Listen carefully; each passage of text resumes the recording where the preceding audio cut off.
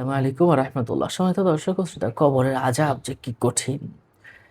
আল্লাহ রাসূল সাল্লাল্লাহু আলাইহি ওয়াসাল্লাম এটা দেখাতে গিয়ে বলেছেন, এক পাশের হাড় আরেক পাশে এভাবে চলে যাবে। কবর এক পাশে এমনভাবে চাপ দিবে, এক পাশের মাটি আরেক পাশের মাটির সাথে মিশে যাবে। আর মানুষের হাড় গুড়গুলো এক পাশ থেকে অপর পাশে গিয়ে তছনছ হয়ে যাবে। আল্লাহু আকবার, আল্লাহু আকবার। এত কঠিন কবরের আযাব। এজন্য আমাদেরকে কবরের আযাব থেকে আল্লাহ পাকের কাছে আশ্রয় চাইতে হবে। আল্লাহুম্মা ইন্নী আউযু বিকা মিন আযাবিল কবর। আল্লাহুম্মা ইন্নী আউযু বিকা মিন আযাবিল কবর।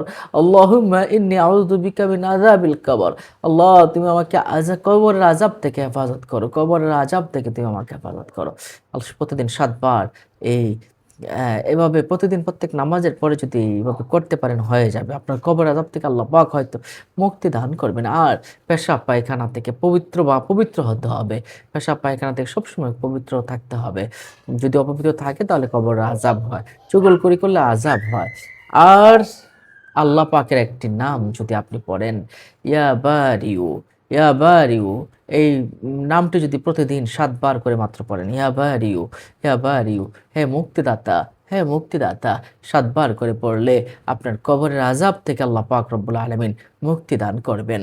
ইয়া বারিউ, এই নামটি অর্থ হলো হে মুক্তিদাতা।